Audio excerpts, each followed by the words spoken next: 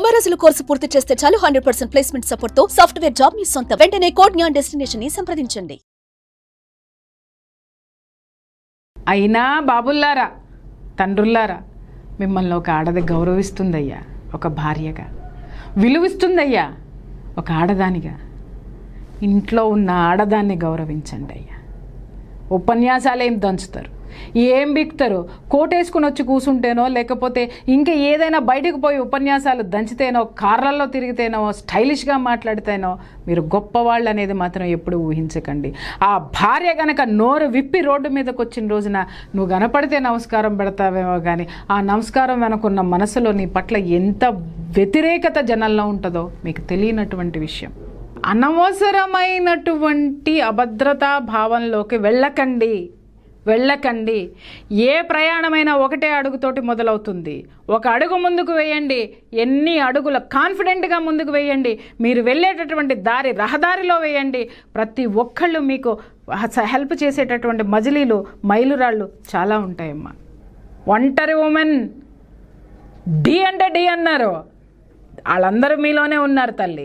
దిక్కుమాలిందో లింగలింగమంటూ ఒకరిని పట్టుకొని సమాజం మొత్తం, భవిష్యత్తు మొత్తం వాడిలోనే ఉందని చూసుకుంటూ విలువైనటువంటి జీవితాన్ని, మీలో ఉన్నటువంటి శక్తిని ఒక వెధవకెందుకు దారపోస్తారు? రండి, బయటికి రండి. వాడు నిజంగా చెప్తున్నా, మీరు ఒక స్థాయికి వచ్చిన తర్వాత ఆ వెధవ కుక్కలాగా మీ గేటు ముందు నిలబడతారు మీ అపాయింట్మెంట్ కోసం. ఆ స్థాయికి రండి మీరు. All the best. నమస్కారం ప్రియా చౌదరి గారు. నమస్తే అమ్మా. మీరు చాలా చూసుంటారు కేసెస్, కానీ చాలామంది అదే పాయింట్ని పట్టుకొని అడుగుతున్నారు. అంటే మీరు ఇచ్చినటువంటి కౌన్సిలింగ్స్ ఏవైతే ఉంటాయో, జనరల్గా మీరు నేను కన్వర్జేషన్ మాట్లాడుకుంటూ ఉంటాం కదా, సో అందులో చెప్పిన దాని ప్రకారం కూడా నేను కొంత అనాలిసిస్ చేశాను. అది కాకుండా మన వీడియో కింద ఒక కామెంట్ పెట్టారు, నా భర్త వెధవ, అయినా నేను తనతోనే ఉండాలి, దానికి రెమెడీ చెప్పండి. వెధవ ఆలోచనలు మానేయమని చెప్తాను నేను ఫస్ట్. భర్త వెధవని డిక్లేర్ చేస్తుంది మీ మనసు. మన వీడియో కింద కామెంట్ ఉంది, అదే చెప్తున్నానండి. మీ మనసే చెప్తుంది కదా వెధవని. నువ్వు వెధవతో ఉండడం వల్ల నువ్వు జీవితంలో ఏ విధంగా పైకి వస్తావు, నువ్వు జీవితాన్ని ఏ విధంగా సాధించాలని అనుకుంటున్నావు అంటే, ఆడపిల్లలు ఎలా ఆలోచిస్తున్నారంటే నాగరాజు గారు, ఇలా ఆలోచించే వాళ్ళు ఆడపిల్లల మనస్తత్వం నిజంగా చెప్తున్నా, దానికి ఉన్న బ్యాక్గ్రౌండ్ ఏంటో చెప్తున్నా. వాళ్ళు పాపం ఎందుకంటారంటే, వాడు వెధవైనా సరే, మాకు విడాకులు ఇచ్చేసినా సరే, ఏదో ఒక రెమెడీ చెప్పండి, లేకపోతే వాడు రోజు నన్ను బాధ పెడుతున్నా సరే, మేము బాగుండాలి, మేము ఆనందంగా ఉండాలి, మాకు రెమెడీలు చెప్పండి అనేటటువంటి వాళ్ళు కోకొల్లలు ఉన్నారు ఇవాళ రేపట్లో నాగరాజు గారు. కారణం ఏంటో చెప్పమంటారా? వీళ్ళకి పుట్టింటి నుంచి సపోర్ట్ ఉండదండి. కేవలం ఆడపిల్లలకి పుట్టింటి నుంచి సపోర్ట్ ఉండదు. మీరు అనుకోవచ్చు పుట్టింటి నుంచి సపోర్ట్ ఉండదు అని అంటే దిగువ తరగతి ఫైనాన్షియల్ బ్యాక్గ్రౌండ్ తక్కువ ఉన్నవాళ్ళు, పేద కుటుంబాలు, లేకపోతే మధ్యతరగతి కుటుంబాలు అనుకుంటారు. కాదండి, మీరు తీసుకొని ఉంటే హై లెవెల్లో కూడా ఉన్నారు, ఎడ్యుకేటెడ్ ఫ్యామిలీస్ ఉన్నాయి. ఇంకా నేను ఒక విధంగా చెప్పాలంటే గొప్ప గొప్ప ఆఫీసర్స్ ఇళ్లలోనే ఉన్నాయి కేసెస్ అన్నీ కూడా. ఆ స్థాయిలో ఉన్నటువంటి ఆస్తులు, అంతస్తులు, విద్య అన్నీ ఒక స్థాయి ఉన్నటువంటి కుటుంబాల్లో కూడా ఆడపిల్లలకి పుట్టింటి తరపు నుంచి సపోర్ట్ లేదు. ఆ పుట్టింటి తరపు నుంచి సపోర్ట్ లేకపోవడంతో అండి, ఆర్థికంగా ఎంత ఉన్నా సరే వీళ్ళకేమవుతుందనంటే ఒక విధమైనటువంటి ఇన్సెక్యూర్ ఫీలింగ్ వాళ్ళకు వచ్చేస్తుంది. ఎక్కడికి వెళ్ళాలి వీళ్ళు? పుట్టింట్లో ఎన్ని రోజులు ఉంటారు? పుట్టింట్లో ఉంటే ఇంకా అన్నదమ్ములు ఉంటారు, లేకపోతే వాళ్ళ ఫ్యామిలీస్ ఉంటాయి, వాళ్ళు ఉండనిస్తారా వీళ్ళని? లేదు. బయట ప్రపంచంలో ఉంటారు. బయట ప్రపంచంలో ఉండడానికి ఏమవుతుందంటే అప్పటి వరకు ఆ బయట ప్రపంచాన్ని వీళ్ళకి పుట్టింట్లు చూపించదు, ఎలా బ్రతకాలి అని. మీకు గుర్తుందో లేదో నాగరాజు గారు, మనం ఒక ఎపిసోడ్ చేశాము, ఆడపిల్లను కూడా మగపిల్లవాడితో సమానంగా హక్కులు, బాధ్యతలు కూడా నేర్పాలి అనేసి. అవును. వాడికి 4 ఏళ్ళు రాగానే షాప్కి వెళ్ళి పలానాది పట్టుకురండి అని అంటాం, కొనుక్కురారా అంటాం. ఆడపిల్లని పంపండి ఆడపిల్లని. అట్లాగే మగపిల్లాడికి ఒక వయసు రాగానే వాడు ఏం చదువుకోవాలనే దాని మీద వాడు విషింగ్ తీసుకుంటాము, ఆడపిల్లది తీసుకోము. అట్లాగే వాడు స్కూల్కి వెళ్తున్నాడు, కాలేజ్కి వెళ్తున్నాడు అనంటే వాడికి ఏం కావాలో, బైక్ కావాలో, కారు కావాలో కొనిస్తాం. ఎందుకు అనంటే ఆర్థికంగా వాడు ఈ ఇంటికి వారసుడు అని చెప్పేసి అని ఇక్కడి నుంచే మనం అన్నీ ప్రిపేర్ చేసి పంపిస్తున్నాం. కానీ ఆడపిల్లకి ఏం చెప్పి పంపిస్తున్నాం? పెళ్లి చేయాలి కదమ్మా, నీకు పెళ్లి చేయాలి కదమ్మా మీకు. అసలు వీటన్నిటికీ కారణం ఏంటంటే నాగరాజు గారు, చిన్నప్పటి నుంచి ఆడపిల్ల పుట్టగానే అన్యాయం జరుగుతుంది పుట్టింట్లో. అది ఎలాంటి కుటుంబం అయినా సరే, మీరు పేద కుటుంబంలో నుంచి తీసుకొని అనిల్ అంబానీ కుటుంబం వరకు వెళ్ళినా కూడా ఆడపిల్ల పుట్టగానే ఎక్కడున్నాడో దీన్ని చేసుకునే మహారాజు అంటారు, కానీ ఇది రేపు పొద్దున ఎంత గొప్పదవుతుందో అని అన్నారు. అదే మగపిల్లాన్ని పట్టుకోగానే వీడు కలెక్టర్ అవుతాడ్రా, లేకపోతే వీడు ఐపీఎస్ అవుతాడ్రా, బిజినెస్ మ్యాన్ అవుతాడ్రా, పెద్ద ఇంజనీర్ అవుతాడ్రా అని ఒక కెరీర్ని వాడి బ్రెయిన్లో పుట్టంగానే వాడి ఆరాస్ చుట్టూ పేర్ చేస్తారు. వాడు ఒక భద్రత కలిగినటువంటి సమాజంలో వాడు ఉంటాడు, సమాజంలో వాడు ఒక గొప్పవాడు, సమాజానికి వాడు ఉపయోగపడతాడని మగపిల్లవాడిని చూసి చెప్తారు. కానీ ఆడపిల్లని చూడంగానే ఏ ఇంటికి కోడలవుతుందో, ఏ భర్తకి భార్య అవుతుందో, ఎక్కడ పుట్టాడో, ఏం చేస్తున్నాడో అంటే ధ్యాస ఈమె మీద ఉండదు, అటు వెళ్ళిపోతుంది. ఆ నిమిషం నుంచి ఈ అమ్మాయి ఆరాస్ అన్నీ అటు ట్రాన్స్ఫర్ అయిపోతాయండి. చాలా అందంగా ఆడపిల్ల ఉంది అని అంటే తల్లిదండ్రులు కూడా బొగ్గను దగ్గర తీసుకొని ముద్దు పెట్టుకుని కూడా వాళ్ళు మాట్లాడేది ఏంటంటే, నా కూతురు ఎంత అందంగా ఉందో, ఇంతకంటే అందమైన ఆడిని తేవాలి అని ఆలోచిస్తారు. కానీ నా కూతురికి ఇన్ని తెలివితేటలు ఉన్నాయి కాబట్టి నా కూతుర్ని పలానా చెయ్యాలి అనేటటువంటి యాటిట్యూడ్లో తండ్రి ఉండడు, తల్లి ఉండదు. చాలా తక్కువ ఉంటారమ్మా, చాలా తక్కువ. బట్ ఆల్మోస్ట్ ఎంతసేపు చూసినా పిల్లల్ని పెంచాలి, ఒక స్థాయికి వచ్చాయంగానే పెళ్లి చేసేయాలి, పెళ్ళి పెళ్ళి పెళ్ళి పెళ్ళి అనగానే ఈ మాటలు చిన్నప్పటి నుంచి విన్నటువంటి ఆడపిల్ల ఏం చేస్తుందంటే, నా స్థానం అక్కడ కదా, ఇక్కడ కాదు అనేది మెంటల్గా ఆ లోపల ఫిక్స్ అయిపోతుంది. తను ఎంతగా ఫిక్స్ అవుతుంది అని అంటే, ఆవిడ నిద్రలో లేపి మనం కూర్చోబెట్టినా కూడా ఏందమ్మా అని అంటే, అమ్మ కలొచ్చిందమ్మా, నాకు పెళ్ళయిందంట అని. ఎక్కువ ఈ పెళ్లి గురించిన కళ్ళే వస్తాయి ఆడపిల్లలకి. అత్తగారు పలానా అత్తగారు వచ్చారంటమ్మా నాకు, ఇట్లాంటి కళ్ళే వస్తాయి. ఎందుకంటే వాళ్ళు ఇన్నర్ మైండ్కి అది తీసేసుకుంటారు. అదే ఆలోచన వాళ్ళకి ఉండిపోతుంది. వాళ్ళు ఏం చదువుతున్నా, ఏం చేస్తున్నా, ఏం తింటున్నా, ఏం తాగుతున్నా, ఎంత చేసినా మొగుడు, లేకపోతే ఆ బాయ్ ఫ్రెండ్ మొగుడు రూపంలోనో, లేకపోతే వాళ్ళు ఆలోచించేటటువంటి ఆలోచనలు కళల రూపంలోనో ఆవిడ జీవితం మొత్తం ఒక మగాడి చుట్టూ తిరుగుతుంది తప్ప తన కెరీర్ చుట్టూ కానీ, ఈ సమాజంలో తన పాత్ర ఏంటని కానీ, తన బాధ్యత ఏంటని కానీ, తన శక్తి ఏంటనేది కానీ తెలియకపోవడం. దాంతో ఏమవుతుందంటే నాగరాజ్ గారు, ఈ పుట్టిల్లో ఎప్పుడైతే ఆడపిల్లకి సపోర్ట్ ఇవ్వదో, ఒక ఏజ్ వచ్చేసిన తర్వాత ఎప్పుడు పెళ్ళి అవుతుందా అంటే ఒక పెళ్ళి ఏజ్ రాగానే ఏంటంటే ఆడపిల్లని మరీ ఘోరంగా అన్నమాట గారాబంగానే చూస్తారు. కానీ ఎక్కడున్నాడో పెళ్లి కొడుకుని ఎతికేటటువంటి దీంతో కంగారు పడిపోతూ బెంగతోటి ఈ మాటలే అమ్మాయి చుట్టూ తిరుగుతూ ఉంటే, తొందరగా పెళ్లి చేసుకుని వెళ్ళిపోతే బాగుండు ఇక్కడి నుంచి. అక్కడ కూడా అదే ఆలోచన. ఇట్లా ప్రతి క్షణము, ప్రతి స్టేజ్, ప్రతి నిమిషము కూడా తను నువ్వు ఇక్కడ కాదు, నువ్వు కేవలం ఒక మగవాడి కోసం పుట్టావు అనేటటువంటి ఆలోచనని ఇక్కడ పుట్టిల్లు అనేది స్ట్రాంగ్గా ఆ అమ్మాయి మైండ్లో వేసేస్తుంది. సో అందుకని చెప్పి ఆ అమ్మాయి మెదడంతా ఏంటంటే పెళ్ళి పిల్లలు సంసారం. అందరూ అనుకోవచ్చు ఇదే కదండి మరి ఆడదానికి జీవితము అని. ఎస్, అదేనమ్మా, దానికే వస్తున్నా. అప్పుడు ఏమవుతుందంటే వీళ్ళకి పెళ్లి చేసిన తర్వాత చూడండి నాగరాజు గారు, వీళ్ళు పెళ్లి చేసే విషయంలో కూడా ఇక్కడ 2 మేజర్ పొరపాట్లు పేరెంట్స్ ఏం చేస్తున్నారు అని అంటే, మనకంటే పెద్ద సంబంధం, అమ్మో మనం తోగలేము, అంతటి వాళ్ళు మన అమ్మాయిని ఎత్తుక్కుంటూ వచ్చారు, ఎందుకంటే నా బిడ్డ అందగత్తె అని అనుకుంటాం. చాలా చాలా సంతోషం, చాలా హ్యాపీ. కానీ ఆ పెద్ద సంబంధాన్ని ఎప్పుడైనా ఎంతమంది ఆడపిల్లని ఇచ్చేటటువంటి వాళ్ళు ఆ కుటుంబాన్ని కానీ, ఆ పిల్లవాడిని కానీ, ఆ కుటుంబంలో ఉన్నటువంటి అత్తమామల యొక్క మనస్తత్వాలు కానీ, వాళ్ళ బిహేవియర్లు కానీ, వాళ్ళ క్యారెక్టర్స్ కానీ ఎంక్వైరీ చేసిన వాళ్ళు ఎంతమంది ఉంటారో అడగండి. చెయ్యరు నాగరాజు గారు. కొంతమంది చేస్తారు, చేసి వెనక్కి వచ్చిన వాళ్ళు అదృష్టవంతులు. చేసినా కూడా అత్తగారికి నోరెక్కువ.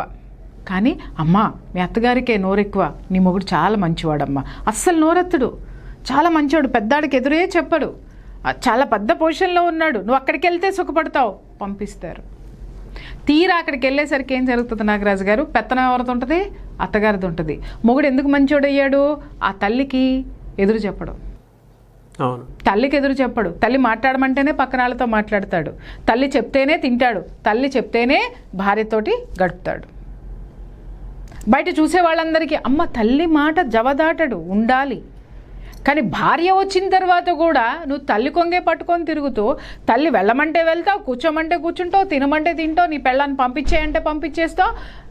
ఏమన్నా అడిగితే ఏమనుకోవద్దు, మా అమ్మకి ఎదురు చెప్పలేను.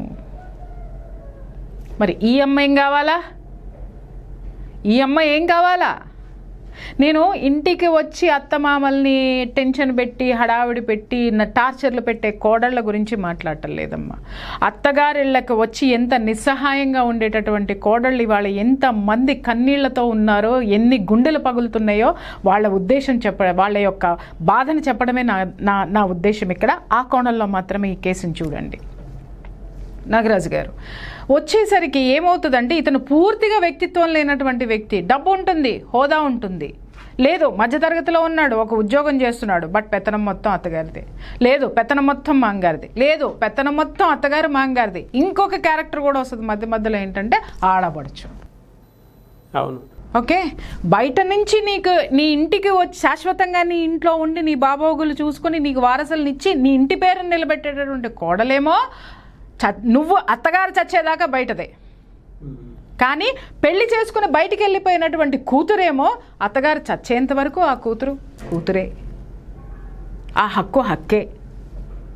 మరి ఈ బిడ్డ ఎవరి కోసం వచ్చింది? కన్న తల్లిదండ్రులు. నువ్వు 2 రోజులు ఆ కూతురు లేకపోలేదు, ఆ కూతురు కనపడలేదంటే ఈవిడ గిజగిజలాడిపోయి కూతురికి 4 ఫోనులు చేసేసుకొని మళ్ళీ పిలిపించేసుకొని 4 నెలలు ఇంట్లో పెట్టుకుంటుంది. మరి ఆ పిల్ల ఇంకొక అమ్మకి కన్న బిడ్డే కదా. నీ కూతురు ప్రేమను నువ్వెంత చేస్తున్నావో ఆ కూతురు ప్రేమను ఆ పుట్టింటి వాళ్ళు అదే చూస్తున్నారు కదా. అలాగే నీ కూతురికి నువ్వేం చేయదలుచుకుంటున్నావో ఆ కూతురికి కూడా వాళ్ళు అదే ముచ్చట్లు కోరుకుంటున్నారు కదా. నీ కూతురు ఎంత గొప్పగా ఉండాలని అనుకుంటున్నావో వాళ్ళు అదే అనుకుంటున్నారు కదా. అక్కడ కొన్ని మైనస్లు, రైట్? అది పడుతుంది ఆ పిల్ల, ఆ బాధలు కూడా ఉంటాయి. అది తీసేస్తే ఏమవుతుందంటేనండి, ఇంకా కొంత వచ్చేసేసరికి వీళ్ళకి ఏమవుతుంది, చిన్నప్పటి నుంచి నేను చెప్పాను కదా, ఒక ఆత్మవిశ్వాసంతో ఆడపిల్ల పెరగదు ఆ ఇంట్లో. ఎంతసేపు కూడా ఆధారపడేటటువంటి వ్యక్తిగానే ఉంటుంది, ఆధారపడేటటువంటి వ్యక్తిగా. వీళ్ళు ఆస్తులు ఇచ్చి పంపించేటప్పుడు కూడా ఏం చెప్తారు అని అంటే, అల్లుడు గారికి, మాంగారికి. అంటే నాకు అర్థం కాదండి, నిజంగా చెప్తున్నాను. ఈ వ్యవస్థ తగలయ్యా, ఈ వ్యవస్థ ఎప్పుడు తగలబడుతుందో నాకు అర్థం కాదు. కానీ భార్యని నీ ఒంటి కోరికలు తీర్చి, నీ ఇంటికి చాకరీలు చేసి, నీకు వారసులనిచ్చి, నీకు అన్నీ చేసేటటువంటి ఒక ఆడది నీకెందుకు డబ్బిచ్చి ఎదురు రావాలి? ఇంకా పచ్చిగా మాట్లాడాలంటే నీతో పడుకోవడానికి డబ్బు కట్టి పడుకోవాలనా? నీకు చాకరీలు చేయడానికి డబ్బు కట్టి చాకరీలు చేయాలనా? నీకు వారసులను కనడానికి మళ్ళీ పుట్టింటికి పోయి ఆ ఖర్చులు కూడా భరించి నీకు తీసుకొచ్చి వారసులను ఇవ్వాలనా? ఎక్కడ దాష్టికం అండి ఇది భరించాలి అని అంటే. భరించే వాళ్ళు బాగానే ఉంటారండి, ఇచ్చిపుచ్చుకునే వాళ్ళు బాగానే ఉంటారు. ఇవ్వనాళ్ళ పరిస్థితి ఏంటి? ఇచ్చిన తర్వాత కూడా కష్టాలు పడేటటువంటి ఆడదాని గురించి మాత్రమే నేను ఇక్కడ మాట్లాడుతున్నాను. నేను ఒక అస్తిత్వం అనేది ఆ అత్తగారింట్లో చాలా వరకు దొరకనటువంటి పరిస్థితులండి ఇవి. అయినా సరే ఆడపిల్ల వెనక్కి రాదండి. అవును, ఎంత మనసు చంపేసుకుంటుంది. ఎందుకు అంటే పుట్టిల్లు పరాయిల్లు అవుతుంది ఆడపిల్లకి. అదే దౌర్భాగ్యం, పుట్టిల్లు పరాయిల్లు అవుతుంది. ఎందుకు అవుతుంది అంటే చిన్నప్పటి నుంచి నువ్వు అక్కడ ఆడపిల్ల ఆడపిల్ల ఆడపిల్ల ఆడపిల్ల ఈడపిల్ల కాదు, మన పిల్ల కాదు అనేటటువంటి మనస్తత్వంలో ఉంటారు. ఇంకొకటి ఏంటి అనంటే, సో ఈ పరిస్థితులు ఇలా ఉన్నాయి. పుట్టింటి నుంచి సపోర్ట్ దొరక్కపోవడం. ఇంకొకటి కూడా కొండకచో ఏమవుతుందంటే నాగరాజు గారు, పుట్టింట్లో కూడా పెద్దవాళ్ళు ఏంటంటే సమాజానికి కొంత భయపడతారు. పరువు రోడ్డును పడ్డాము అని అంటే, ఆడపిల్ల కోసం రోడ్డును పడ్డాము అంటే రేపొద్దున పరువు ఉండదేమో, నలుగురు 4 విధాలుగా అనుకుంటారేమో. రేపొద్దున మనం నోరు పారేసుకున్నామంటే అతను ఎదురు తిరిగాడు అని అంటే మన పిల్లని మనం తెచ్చి ఇంట్లో పెట్టుకోవాలేమో. అవును, మా ఇంట్లో పెట్టుకుంటే అది ఈ సంఘంలో సమాజంలో ఒంటరిగా ఎలా బతుకుతుంది? కష్టమో నష్టమో, చావో బ్రతుకో, ఆడే చావు, అక్కడే చచ్చిపో. బతికావా బ్రహ్మాండంగా బ్రతుకు, చచ్చిపోయావా చచ్చిపోమ్మా. ఇక్కడ ఈ ఆడవాళ్ళు అక్కడికెళ్ళి చావనూ లేక, పుట్టింటికి వెనక్కొచ్చి బ్రతకనూ లేక, చస్తూ బతుకుతూ అనుక్షణం నరకం అనుభవిస్తూ ఆ బాధను ఎవరితో చెప్పుకోవాలో అర్థం కాక పిచ్చివాళ్ళు అయిపోతున్నారండి.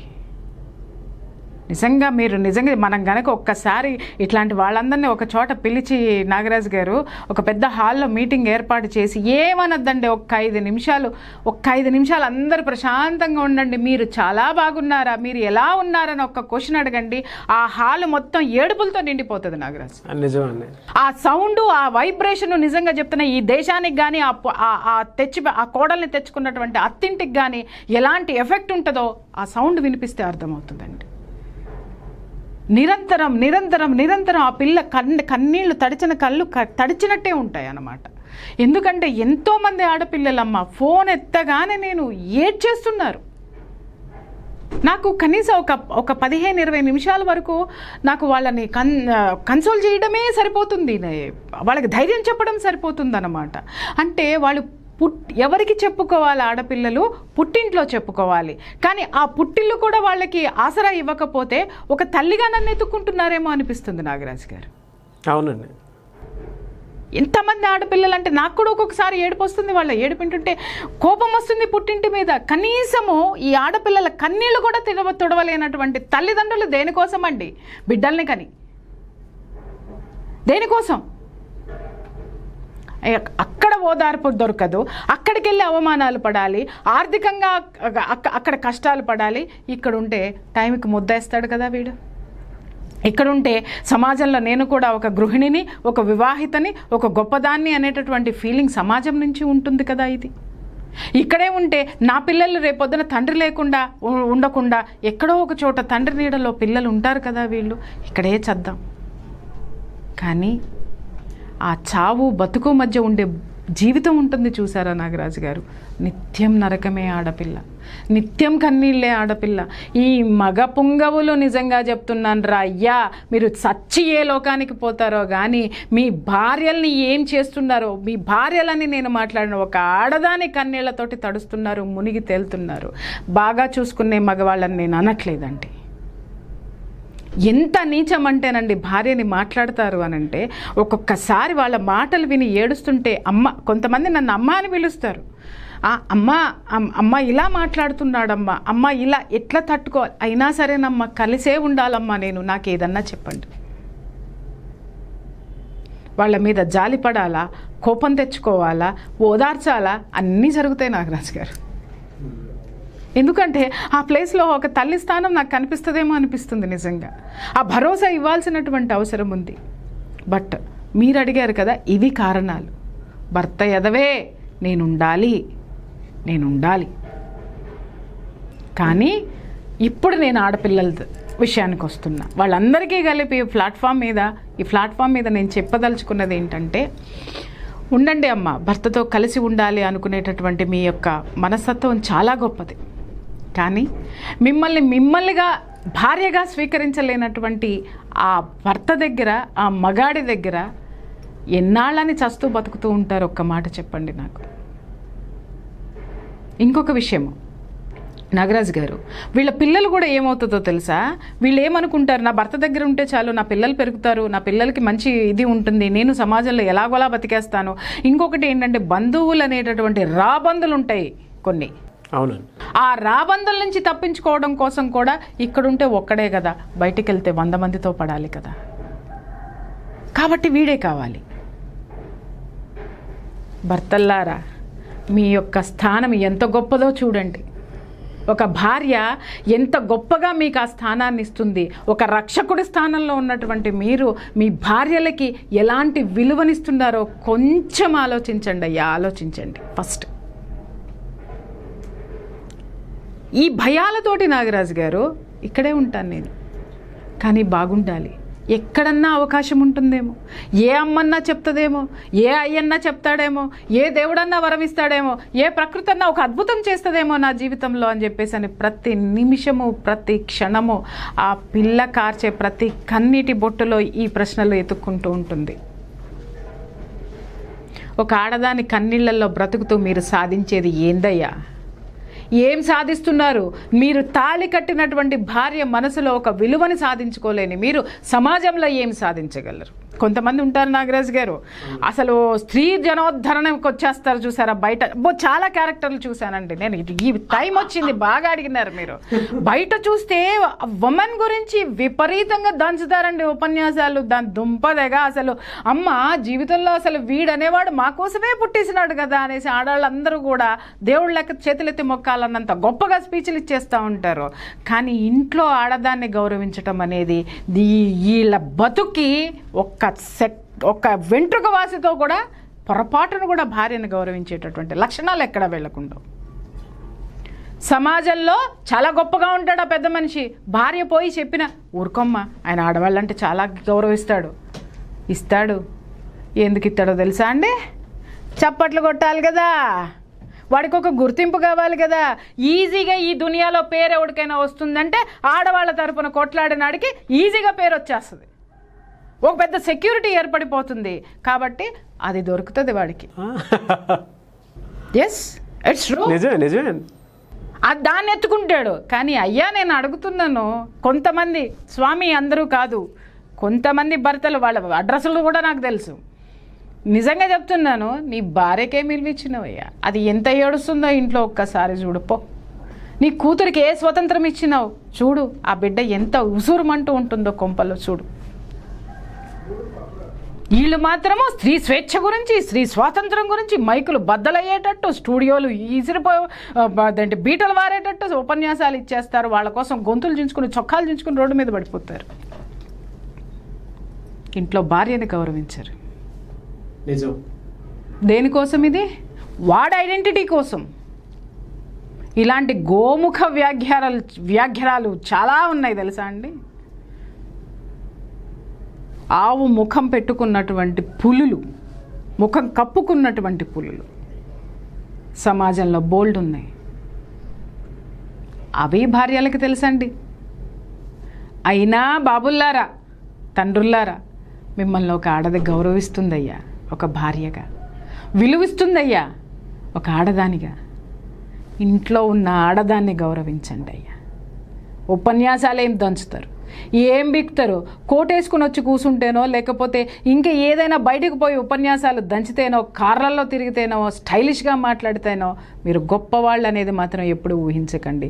ఆ భార్య గనక నోరు విప్పి రోడ్డు మీదకి వచ్చిన రోజున నువ్వు కనపడితే నమస్కారం పెడతావేమో, కానీ ఆ నమస్కారం వెనుకున్న మనసులో నీ పట్ల ఎంత వ్యతిరేకత జనంలో ఉంటుందో మీకు తెలియనటువంటి విషయం.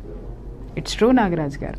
ఆడది రోడ్డు మీద పడనంత వరకే మగాడు చాలా గొప్పగా, గౌరవంగా, గర్వంగా తిరగగలుగుతాడు. రోడ్డు మీద పడిన రోజున ఏం జరుగుతుందండి? ఎక్కడుంటాడండి? ఏ విలువ ఉంటుందండి?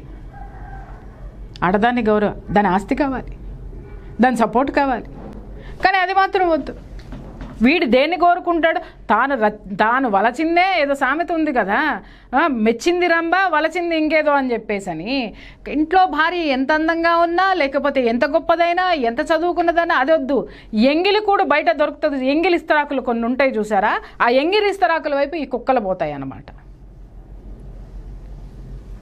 అయినా సరే అది ఎంగిలి ఇస్తరాకు వైపుకి వెళ్ళిన కుక్క అయినా సరే డాబర్ మ్యాన్ లాగా చూసుకుంటుంది భార్య, తనను కాపాడేటటువంటి డాబర్ మ్యాన్ లాగా చూసుకుంటుంది. అది గుర్తించండి. Because insecurity of life. ఇది అంతా మనం పరిస్థితులను మాట్లాడుకున్నాం. ఆడపిల్లలు ఇలాంటి వ్యక్తిత్వం లేనటువంటి మగవాడి దగ్గర బ్రతకాలి అని మీరు అనుకోవడం అనేది మీ అమాయకత్వం కావచ్చు, మీ నిస్సహాయత కావచ్చు, లేదా మీ మంచితనం కూడా కావచ్చమ్మా. కానీ ఇట్లాంటి మనుషులతోటి జీవితాంతం మీరు జీవితాన్ని సాగదీస్తే ఇదే తండ్రి యొక్క ఆలోచనలు, తండ్రి యొక్క పోకడలు నాగరాజు గారు పుణికి పుచ్చుకున్న పిల్లలు చాలామంది ఉన్నారు. అవును. ఆ తర్వాత మీకు 2 కోణాలు చెప్పాలి. మీరు ఒకటే అడిగారు క్వశ్చన్, నేను ఇంకొకటి కూడా చెప్తా.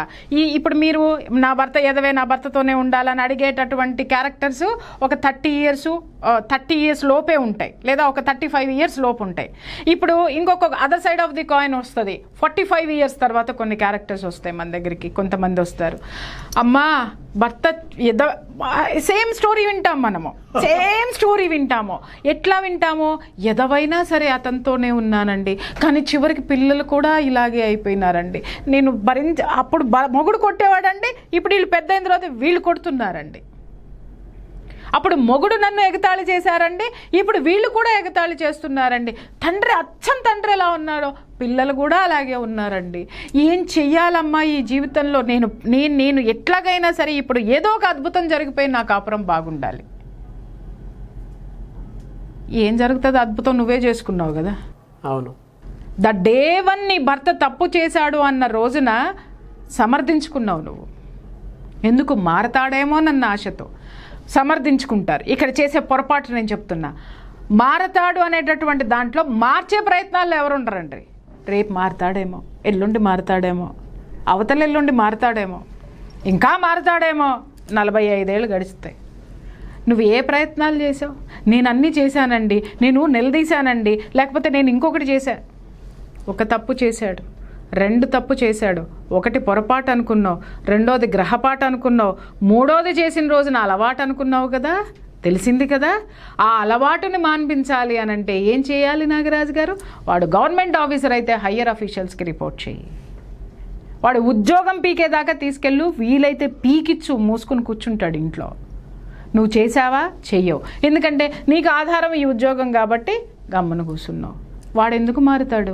వాడికి కావాల్సిన వనరులు ఉద్యోగం రూపంలో నీకు వస్తున్నాయి కదా, లేదా వ్యాపారం రూపంలో వస్తున్నాయి, లేకపోతే ఇంకొక రూపంలో అతనికి ఆ దండిగా అందుతున్నప్పుడు నిన్ను చూడాల్సిన అవసరం ఏంటి? అతనికి అర్థమైపోయింది నీకు అతను తప్ప వేరే ఎవరు లేరు, గతి లేరు అని అనుకున్న తర్వాత నిన్ను ఇంకా ఆడుకుంటూ మొదలుపెట్టాడు. అతనికి సపోర్టివ్గా పిల్లల్ని తీసుకుంటాడు.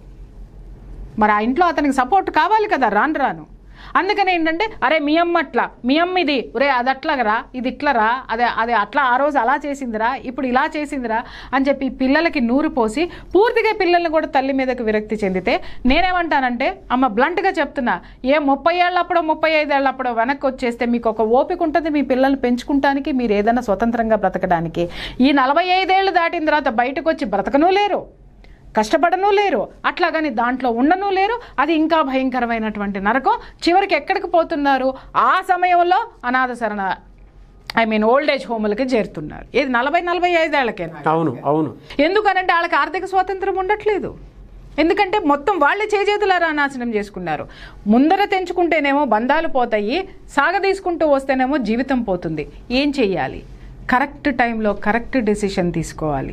అతనికి వ్యక్తిత్వం లేనప్పుడు, వెన్నెముక లేనటువంటి క్యారెక్టర్ అనేటటువంటి వెన్నెముక లేనటువంటి వ్యక్తితోటి మీరు జీవితాంతం కష్టాలు పడే కంటే ఒక ఆత్మవిశ్వాసంతో బయటికి వచ్చి మీరు ఒక కెరీర్ని ఎందుకు ఎంచుకుని దాని మీద ఎందుకు కాన్సన్ట్రేట్ చేయరు? మీలో ఉన్నటువంటి ఆత్మవిశ్వాసాన్ని మీ జీవితాన్ని మలుచుకునే వైపు కనుక మొదట్లో వ్యతిరేకతే వస్తుందమ్మా. భర్త ఉంటే ఇబ్బందులు పడుతున్నారు కాదని నేను అనట్లేదు, కానీ నేను ఒకటే చెప్తున్నాను, వీళ్ళకి రెమెడీ ఏంటి అని అంటే నాగరాజు గారు, బయటకు వస్తే 10 మందితోటి బ్రతకాలి. ఎందుకంటే బయట ప్రపంచాన్ని పేరెంట్స్ చూపించరు. పేరెంట్స్ తప్పు దీంట్లో చాలా ఉందండి. పేరెంట్స్ చూపించరు కాబట్టి ఆ పిల్ల చచ్చినట్టు అక్కడే పడి ఉండాలి. అంటే మీరు ఎందుకు అన్నారు బిడ్డల్ని?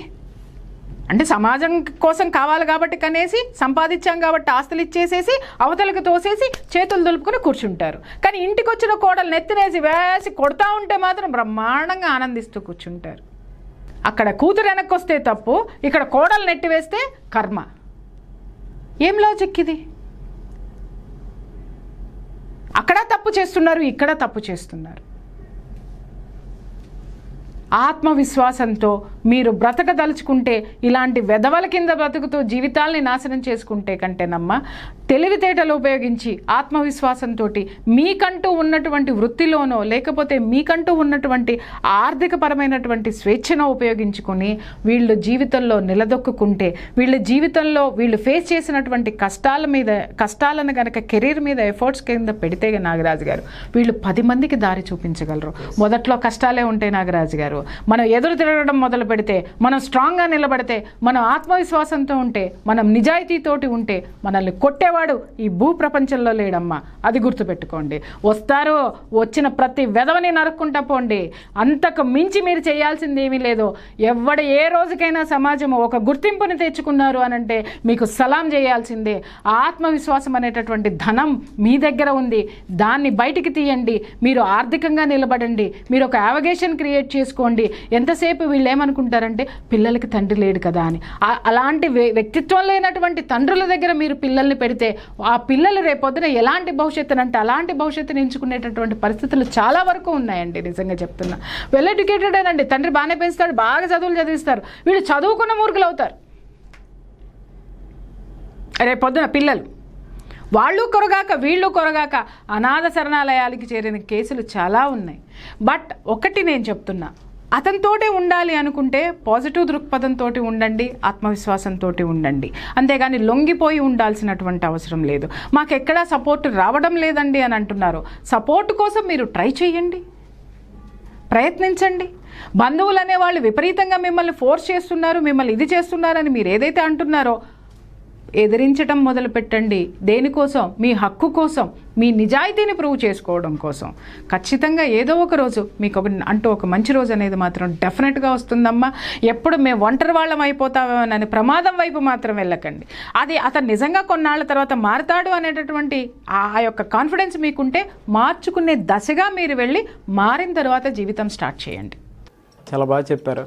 నిజంగా ఇంట్లో వాళ్ళ సపోర్ట్ లేకపోతే ఇప్పుడు అతను మారుతాడు అనుకున్నప్పుడు మారే టైం ఇవ్వండి మీరు. అంటే మళ్ళీ ఇక్కడ ఇంకొక ఇన్సెక్యూరిటీ, ఆడు ఇంకో పెళ్లి చేసేసుకుంటాడేమోనండి అని. ఏం పర్లేదు, అది కూడా కొన్నాళ్ళు పోయిన తర్వాత మీ పక్కన వచ్చి కూర్చుంటుంది. ఎందుకంటే వాడు మారాడు కదా, సేమ్ అదే క్యారెక్టర్ కదా, అది మీకు తోడొస్తుంది. మీరేం కంగారు పడమాకండి. లేదా తన్ని తగలేస్తుంది, అబ్బా మీకు కసన్న తీరుతుంది. రెండిట్లో ఏదో ఒకటి జరుగుతుంది. వాస్తవాలు ఇవి కాదంటారా? ఎన్ని చూడలేదు నాగరాజు గారు, మనం చూసారా చూడలేదా? చూసాము, డిస్కషన్లో కూడా చాలా సార్లు అనుకున్నాము. ఇటువంటి చాలా కేసెస్ అయితే అనవసరమైనటువంటి అభద్రతా భావంలోకి వెళ్ళకండి. ఏ ప్రయాణమైనా ఒకటే అడుగుతోటి మొదలవుతుంది. ఒక అడుగు ముందుకు వేయండి, ఎన్ని అడుగుల కాన్ఫిడెంట్గా ముందుకు వేయండి. మీరు వెళ్ళేటటువంటి దారి రహదారిలో వేయండి.